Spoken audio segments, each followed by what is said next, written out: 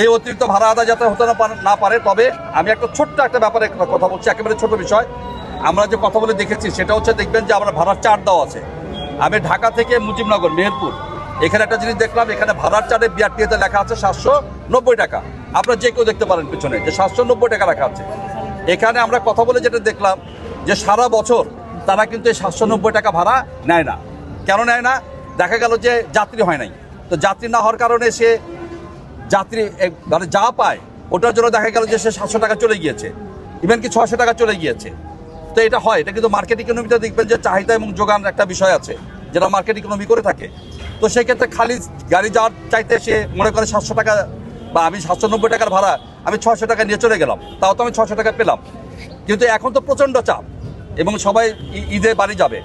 এখন তারা কি করছে, তারা 790 টাকায় ভাড়া নিচ্ছে। কিন্তু আমরা 2টা কাউন্টারে দেখেছি 790 টাকার জায়গায় তারা 750 টাকা নিচ্ছে। এটা কিন্তু আমাদের কাছে কাগজ আছে, আমরা কাগজ দেখেছি। 750 টাকার মতো নিয়েছে, জিআর নিয়েছে এটা, এবং যে পূর্বাশা এটা নিয়েছে, এই কাজটা করেছে। এখন এটাকে আমরা অ্যাপ্রিসিয়েট করি যে ভাড়াটা বিআরটিএ নির্ধারণ করে দিয়েছে সেই ভাড়াটা যেন সবাই আদায় করে। এবং এটা আমাদের কাছ থেকে স্পষ্ট মেসেজ।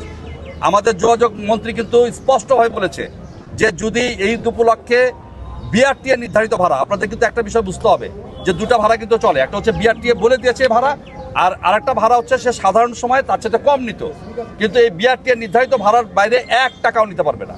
সুতরাং 790 টাকার ভাড়া যদি কেউ 10 টাকা বাড়িয়ে 800 টাকা করে, তা তো কিন্তু সে অন্যায় করবে এবং আমরা কিন্তু ব্যবস্থা নিব। আমার কথা হচ্ছে যে ঈদ যাত্রাকে নির্বিঘ্ন করা, এটা আমাদের কাছে এখন সবচেয়ে ফার্স্ট প্রায়োরিটি, যাতে লক্কর ঝক্কর বাস এখানে নামতে না পারে। আর 2 নম্বর হচ্ছে যাতে অতিরিক্ত ভাড়াটা আদায় না হয়।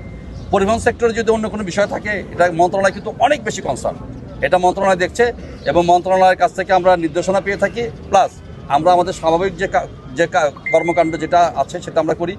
আমরা কোনো অবস্থাতেই আমাদের সামনে যদি কোথাও কোনো চাঁদাবাজির ঘটনা ঘটে, সেটা যদি আমাদের সরাসরি নজরে আসে অথবা আমাদেরকে যদি কেউ জানায়, তাহলে কিন্তু আমরা জিরো টলারেন্স বাংলাদেশ পুলিশের যেটা আছে সেই অনুযায়ী আমরা কাজ করি। পরিদর্শনের মধ্যে যে আমরা দেখেছি যে কিছুগুলো গাড়ির কাজ চলছে, রঙের কাজ চলছে, কিন্তু এগুলো কোনো অবস্থাতেই এই ঈদের মধ্যে নামবে না, কারণ এটা হচ্ছে রেগুলার ওয়ার্ক, রেগুলার কাজ চলছে এবং তারা চেসিস যে আছে চেসিসের উপরে তারা বডির কাজ করছে।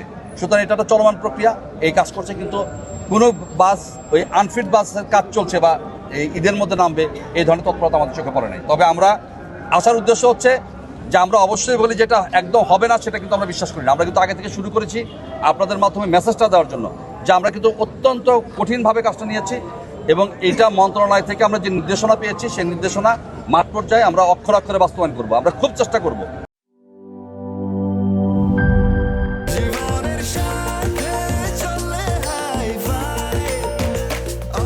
স্বাস্থ্যকর অল টাইম, সব সময় অল টাইম হেলদি লাইফ।